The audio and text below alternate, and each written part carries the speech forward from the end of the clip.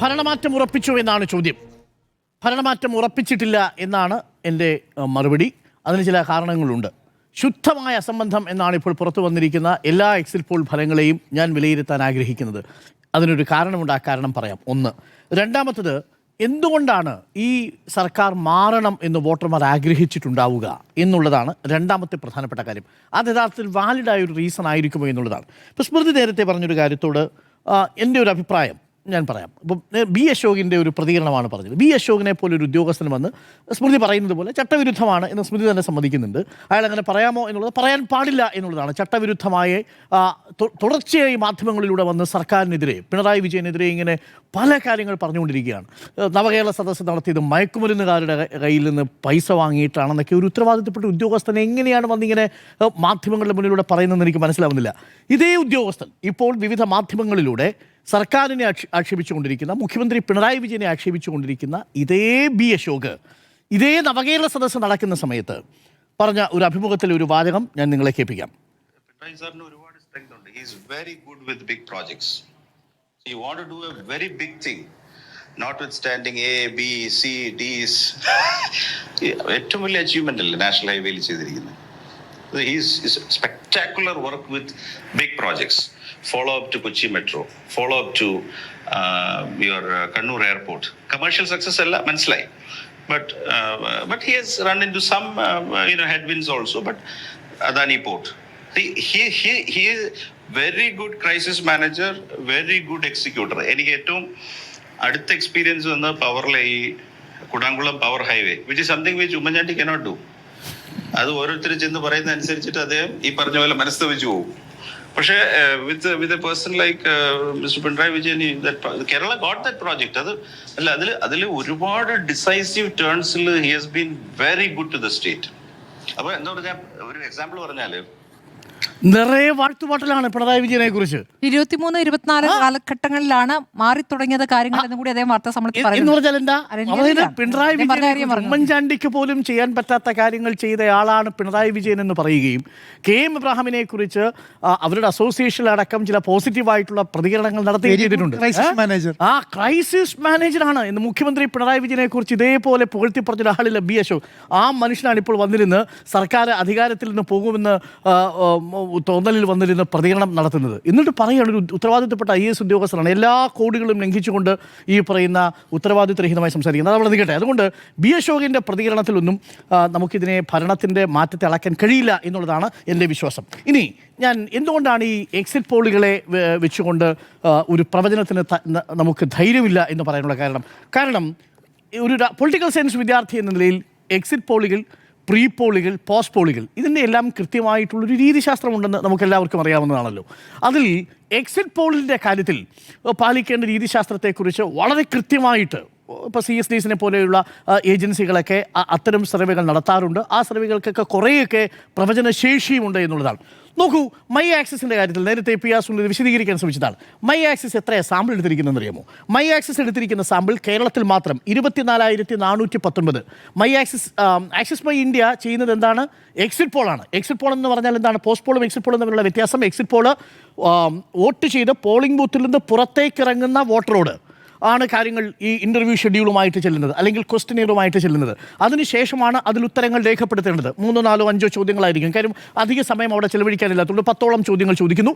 ആ ചോദ്യങ്ങളിൽ നിന്നാണ് ഈ പറയുന്ന ഉത്തരങ്ങളിലേക്ക് എത്തേണ്ടത്. അപ്പോൾ ഒരു പോളിംഗ് ബൂത്തിൽ നിൽക്കുന്ന ഒരാൾ പുറത്തേക്ക് വോട്ട് ചെയ്ത് പുറത്തേക്ക് ഇറങ്ങുന്ന സമയത്ത് സിസ്റ്റമാറ്റിക് റാൻഡം സാമ്പിളിങ്ങിലൂടെ, അതായത് നിങ്ങളുടെ കയ്യിൽ സാമ്പിൾ ഫ്രെയിം ആയിട്ടുള്ള വോട്ടേഴ്സ് ലിസ്റ്റ് ഉണ്ട്. ആ വോട്ടേഴ്സ് ലിസ്റ്റിൽ നിശ്ചിത അകലത്തിൽ നിങ്ങൾ സിസ്റ്റമാറ്റിക്കായിട്ട് സാമ്പിളിനെ സെലക്ട് ചെയ്ത് അതിൽ തന്നെ വിവിധ കാറ്റഗറി, പുരുഷന്മാരെത്ര, സ്ത്രീകൾ എത്ര എന്നിങ്ങനെ സ്ട്രാറ്റിഫൈ ചെയ്തതിന് ശേഷം നിങ്ങൾ കണ്ടെത്തണം. അപ്പോൾ ഒരു ബൂത്തിൽ നിന്ന് മാത്രം നിങ്ങൾക്ക് കണ്ടെത്താൻ പറ്റില്ല.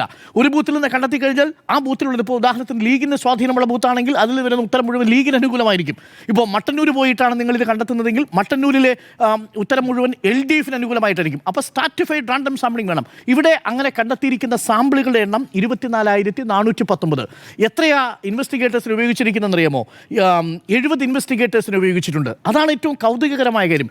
24,000-ലധികം വോട്ടർമാർ പോളിംഗ് ബൂത്തിൽ നിന്ന് വോട്ട് ചെയ്ത് പുറത്തേക്ക് ഇറങ്ങുമ്പോൾ, പോസ്റ്റ് പോൾ അല്ല. പോസ്റ്റ് പോളിൻ്റെ കാര്യം എന്താ? എക്സിറ്റ് പോളിൽ നിന്ന് വ്യത്യസ്തമായി പോസ്റ്റ് പോൾ വോട്ടെടുപ്പ് നടന്നു കഴിഞ്ഞ് ആ ദിവസമോ തൊട്ടടുത്ത ദിവസങ്ങളിലോ നടത്തുന്നതാണ് പോസ്റ്റ് പോൾ. സർവേ എന്ന് പറയുന്നത്. ഇത് എക്സിറ്റ് പോളാണ്, ആ ദിവസം നടത്തണം, എക്സിറ്റ് ചെയ്ത് പുറത്തേക്ക് വരുന്ന സമയത്ത് നടത്തുന്നതാണ്. അപ്പോൾ 24,419 വോട്ടർമാരെ 70 ഇൻവെസ്റ്റിഗേറ്റേഴ്സാണ് പോയി കണ്ടത്. അപ്പോൾ ഒരാൾ എത്ര പേരെ കണ്ടു?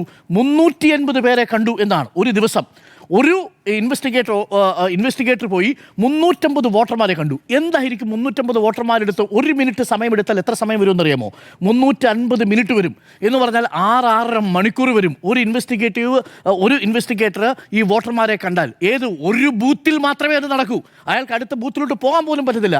അതെങ്ങനെയാ സിസ്റ്റമാറ്റിക് ആവുക? അതെങ്ങനെയാ റെപ്രസെന്റേറ്റീവ് ആവുക? അതെങ്ങനെയാ ഹ്യൂമൻലി പോസിബിൾ ആവുക? ഒരു കാര്യം ആഡ് ചെയ്തോട്ടെ. അതായത് ഈ 70 പേർ 8 ഇന്നോവ കാറുകളിൽ 9,714 കിലോമീറ്റർ ട്രാവൽ ചെയ്തു. ഇന്നോവയാണ്. 8 ഇന്നോവ കാറുകളിൽ 9,714 കിലോമീറ്റർ ട്രാവൽ ചെയ്തു. വിചിത്രമായ 1572 വില്ലേജുകൾ സഞ്ചരിച്ചു എന്നാണ്. നോക്കൂ, ഇതാണ് കണക്ക്. 380 പേരെ ഒരു ഇൻവെസ്റ്റിഗേറ്റർ കാണണം, ഒരു ദിവസം കാണണം. വോട്ടെടുപ്പ് അവസാനിക്കുന്നത് എപ്പോഴാ? 6 മണിക്കാ. ഇനി ഇയാൾ തുടങ്ങുന്നത് 10 മണിക്കാണെങ്കിൽ 6 മണിക്കൂർ കൊണ്ട് ഇയാൾ ആ ബൂത്തിൽ മാത്രം ഇരുന്ന് ഏറ്റവും വേഗതയിൽ സംസാരിച്ചാൽ പോലും വന്നിറങ്ങി വരുമ്പോൾ പരിചയപ്പെടണ്ടേ? ഞാൻ ആക്സിസ് മൈ ഇന്ത്യയിലെ ഒരു ഇൻവെസ്റ്റിഗേറ്ററാണ്, ഞാൻ വരുന്നത് ഇന്ന സർവേക്ക് വേണ്ടിയാണ്, താങ്കൾ ഇതിനോട് പ്രതികരിക്കുമോ, താങ്കൾ ഇന്നയാളല്ലേ? മര്യാദയ്ക്ക് വോട്ട് ചെയ്തിട്ട് പോകാൻ വേണ്ടി പറയണം. ഇത് നടക്കുന്ന കാര്യമല്ല, ഹ്യൂമൻലി ഇമ്പോസിബിൾ ആയ ഒരു കാര്യമാണ് ആക്സിസ് മൈ ഇന്ത്യ. ഞാൻ ആക്സിസ് മൈ ഇന്ത്യയുടെ കാര്യം മാത്രമല്ല, ആക്സിസ് മൈ ഇന്ത്യയാണ് LDF ഒരിക്കലും അധികാരത്തിൽ വരില്ലെന്നും UDFനും 90 വരെ സീറ്റുകൾ കിട്ടുമെന്നും പ്രവചിച്ചത് എന്നുള്ളത് കൊണ്ടാണ്. അപ്പോൾ അവരുടെ അടിസ്ഥാനമായ രീതിശാസ്ത്രം തന്നെ തെറ്റിപ്പോയി എന്നുള്ളതാണ്. ഹ്യൂമൻലി പോസിബിൾ അല്ലാത്ത ഒരു രീതിശാസ്ത്രം ഉപയോഗിച്ചുകൊണ്ടാണ് ആക്സിസ് മൈ ഇന്ത്യ സർവേക്ക് ഇറങ്ങിയത്. ഒരു മണ്ഡലത്തിൽ അവർ കണ്ടത് എത്ര പേരെയാ? ഒരു മണ്ഡലത്തിൽ നിന്ന് സാമ്പിൾ എടുത്ത് 174 പേരെയാണ്. ആ 174 പേര് മതി. പക്ഷേ എങ്ങനെ? അത് സിസ്റ്റമാറ്റിക് ആയിരിക്കണം, റാൻഡംലി സെലക്റ്റഡ് ആയിരിക്കണം, സ്ട്രാറ്റിഫൈഡ് ആയിരിക്കണം, അതിൻ്റെ സാമ്പിളിംഗ് ഫ്രെയിം ഉണ്ടായിരിക്കണം. ഇതെല്ലാം ഉപയോഗിച്ച് നടത്തണമെന്നുണ്ടെങ്കിൽ ഇത്രയും ഇൻവെസ്റ്റിഗേറ്റേഴ്സ് പോരാ എന്നുള്ളതാണ് അതിൽ ഏറ്റവും പ്രധാനപ്പെട്ട കാര്യം. അതവിടെ നിൽക്കട്ടെ. ഇനി അതിൻ്റെ റിസൾട്ട് വരുന്നതിലാണ്. ഞെട്ടിക്കുന്ന റിസൾട്ടാണല്ലോ ആക്സിസ് മൈ ഇന്ത്യ തന്നത്. ആക്സിസ് മൈ ഇന്ത്യയിലെ വളരെ വൈരുദ്ധ്യം നിറഞ്ഞൊരു കണക്ക് ഞാൻ പറയാം.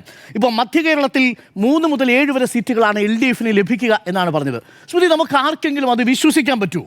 അത് ഒരു കോമൺ സെൻസിൽ നമുക്ക് വിശ്വസിക്കാനേ പറ്റാത്ത കാര്യമുണ്ട്. എന്തുകൊണ്ടെന്നാൽ തൃശ്ശൂരിൽ നോക്കൂ, തൃശ്ശൂരിൽ ആകെയുള്ള മണ്ഡലങ്ങളിൽ ചാലക്കുടി പോട്ടെ എന്ന് വെച്ചോളൂ, തൃശ്ശൂർ പോട്ടെ എന്ന് വെച്ചോളൂ, മണലൂർ പോട്ടെ എന്ന് വെച്ചോളൂ, ഇനി കൊടുങ്ങല്ലൂരും ഇരിങ്ങാലക്കുടയും പോയി എന്ന് വെച്ചാൽ പോലും ബാക്കിയുള്ള 8 സീറ്റുകൾ തൃശ്ശൂർ മണ്ഡലത്തിൽ തന്നെയുണ്ട്.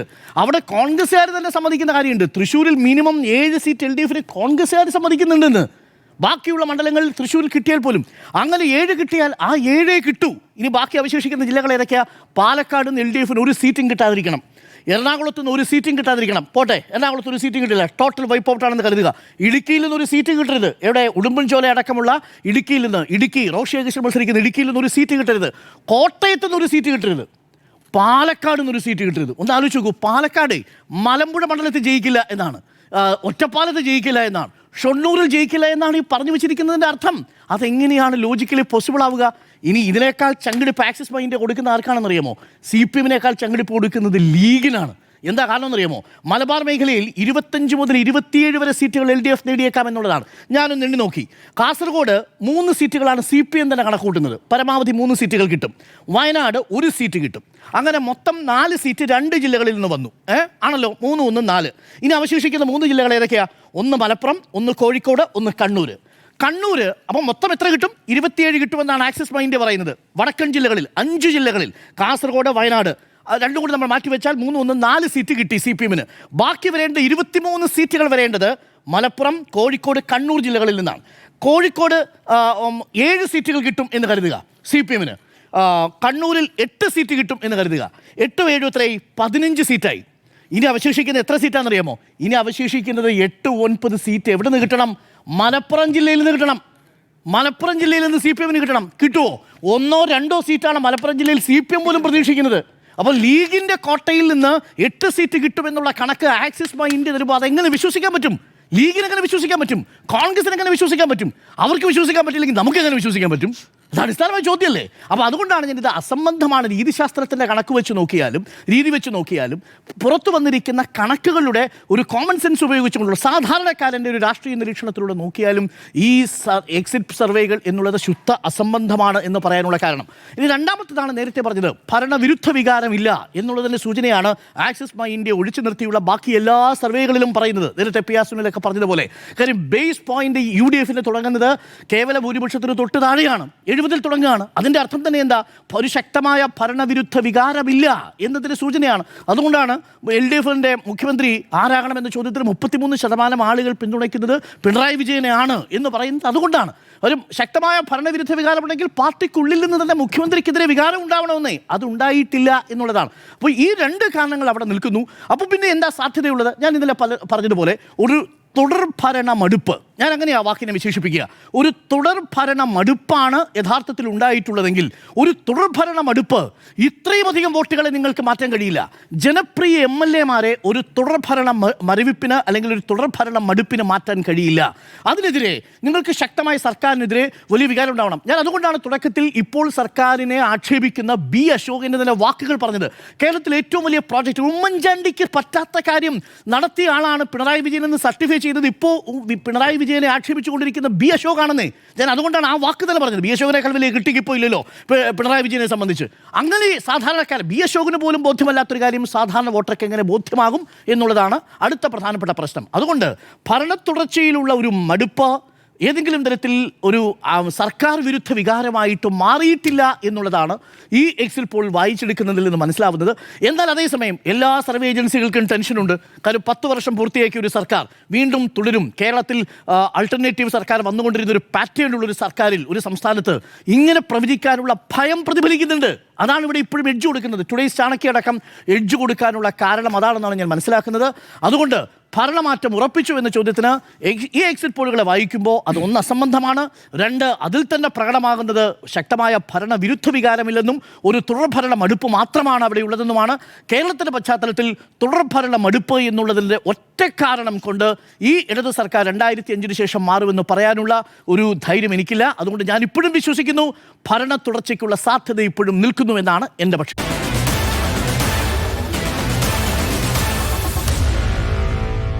Meet the editors.